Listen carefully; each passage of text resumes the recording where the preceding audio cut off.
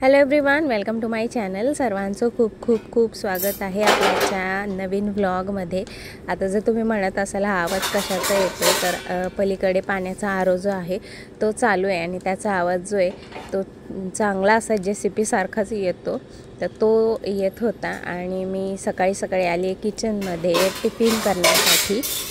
टिफिनसाठी आज बनवणार आहे मी वांग्याची भाजी। माझ्या भाज्या ज्या आहेत त्या अगदी पटकन आणि साधे सोप्याच असतात, कारण एका तासामध्ये टिफिन रेडी करायचा असतो, तर जास्त काही करत बसत नाही मी। तरीसुद्धा तुमच्यासोबत म्हटलं आज रेसिपी शेअर करूया। अगदी साध्या असतात, कमी सामानामध्ये, अगदी कमी मसाले वगैरे असंच आमचं भाज्या वगैरे असतात। तर कढई आता मी ठेवली आहे आणि बघूयात मी कशी बनवते वांग्याची भाजी माझी ती। कढई तापल्यानंतर त्याच्यामध्ये मी टाकलं तेल आणि तेलामध्ये लगेचच मी मोहरी टाकते। मोहरी छान तडतडल्याशिवाय मी जिरं टाकत नाही। मोहरी छान तडतडू द्यायची, जेणेकरून ते दाताखाली येत नाही।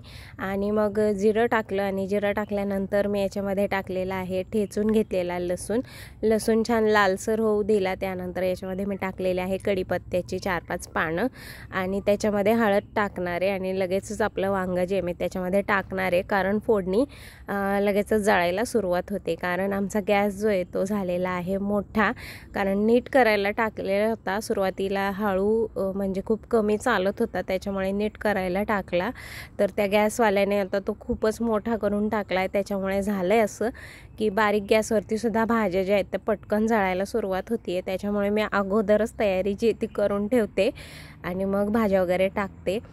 तर बघितलं तुम्ही, हळद टाकली मी, त्याच्यानंतर वांग्याच्या ज्या फोडी होत्या करून ठेवलेल्या त्यासुद्धा मी याच्यामध्ये ॲड केल्या। आपला घरगुती जो काळा मसाला आहे तो मी याच्यामध्ये टाकला। त्यानंतर धनेपूड होती तीसुद्धा याच्यामध्ये टाकून घेतलेली आहे। थोडासा गरम मसालासुद्धा वरतून ॲड केलेला आहे। अगदी थोडासा वापरते मी, गरम मसाला वगैरे खूप कमी असतो माझ्या भाज्यांमध्ये, बस इतकंच आपल्याला याच्यामध्ये वापरायचं आहे। जास्त भरलेल्या भाज्या वगैरे आम्हाला जास्त काही आवडत नाही, साध्यासुध्या आणि मस्त अशाच भाज्या आम्ही घरी बनवतो सुद्धा आणि खातो सुद्धा। तर तुम्ही एकदा ट्राय करून बघा आणि कसं झालं होतं वांगं हे मला कमेंट सेक्शनमध्ये नक्की सांगा। आता काय करायचं आहे, आपल्याला याच्यामध्ये टाकायची आहे डाळ। तर मी इथे तुरीची डाळ जी ती धुवून याच्यामध्ये ॲड केलेली आहे। सोबतच माझं याच्यामध्ये मीठ टाकायचं राहून गेलेलं आहे, तर ते सुद्धा मी याच्यामध्ये टाकून घेणार आहे। आणि आता या वांग्याला शिजवायचं कसं, तर काय करायचं, एक ताट घ्यायचं आणि ताटावरती पाणी ठेवायचं आणि मग त्यात पाण्याची ना वाफ होत राहते आणि ती खाली पडत राहते, त्याच्यामुळे काय होतं ना, वांगं खाली चिटकत नाही आणि खूप छान शिजतं आपलं वांगं। तर अशा पद्धतीने मी ही वांग्याची भाजी केलेली आहे। तर तुम्ही एकदा करून पहा आणि मला नक्की सांगा की कसं झालं होतं तुमचं वांगं।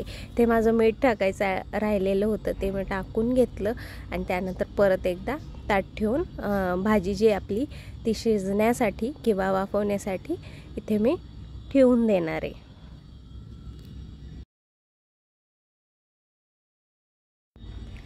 दिवस आहे दुसऱ्या दिवशी मी आपला जो व्लॉग आहे तो कंटिन्यू करते आहे। ज्या दिवशी वांग्याची भाजी केली त्या दिवशी व्लॉग काही कंटिन्यू केलाच नाही, म्हटलं चला आज तो व्लॉग जो आहे तो कंटिन्यू करूयात। मग दुसऱ्या दिवशी परत मी व्लॉग जो आहे तो सकाळपासून सुरू केलेला होता।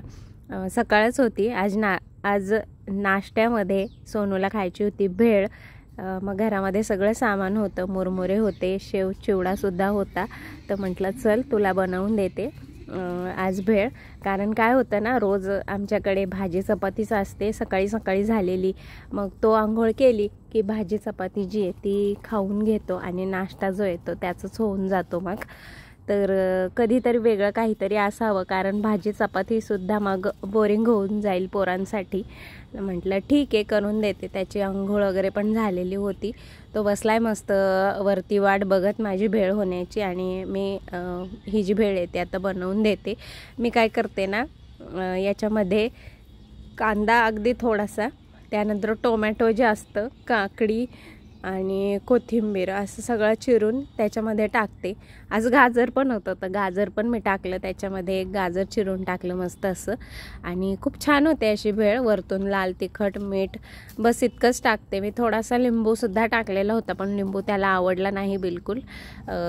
साधी सिंपलच आम्ही नेहमी करतो अशीच भेळ त्याला आवडते. तर टोमॅटो चिरून झाला, कांदा एक छोटासा मी घेतलेला होता तोही मी याच्यामध्ये ॲड करते आता. आणि काकडी अर्धी घेतलेली होती, त्यानंतर गाजरसुद्धा, हे सगळं आता मी चिरून छान बारीक याच्यामध्ये टाकणार आहे.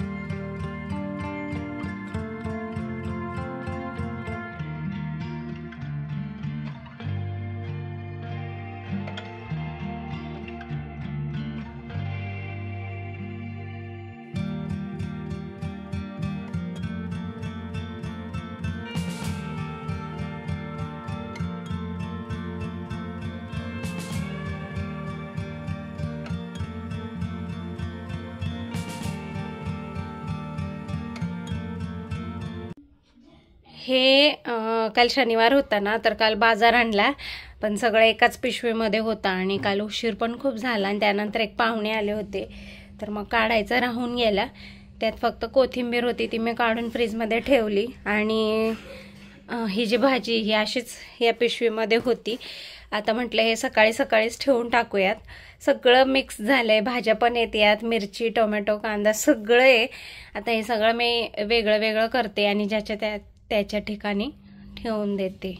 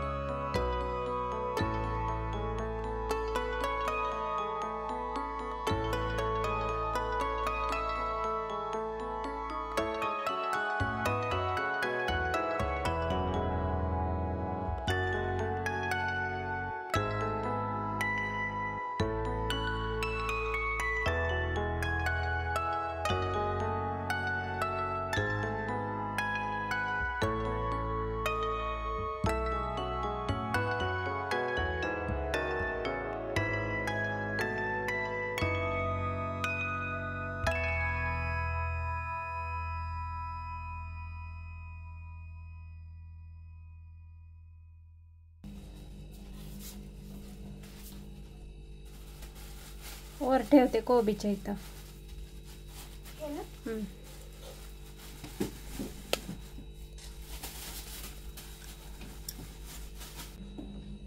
हे ठेव ना ड्रॉवर.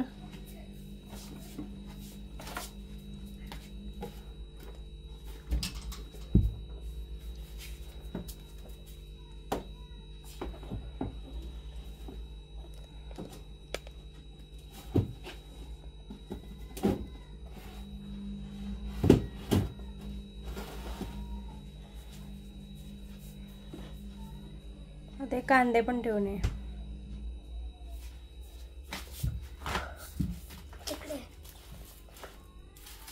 असं उचल पिशवी.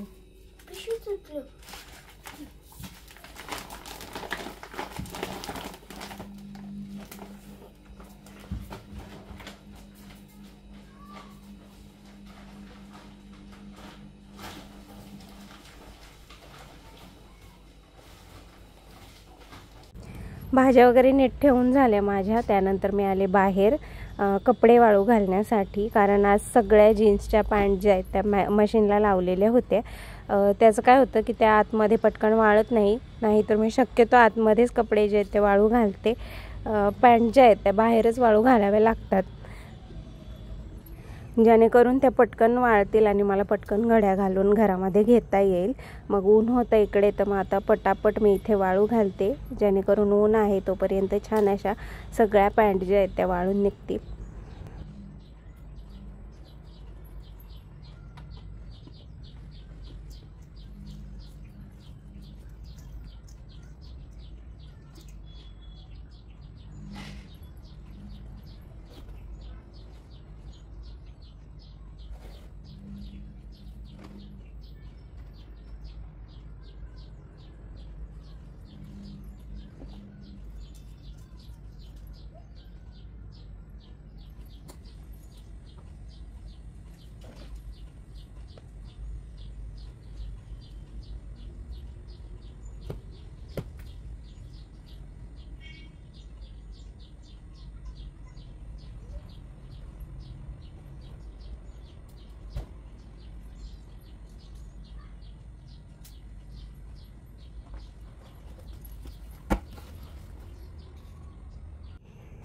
संध्याकाळ झालेली होती. सोनू इथे अभ्यासाला बसलाय आणि मी त्याची हँडरायटिंग दाखवते तुम्हाला.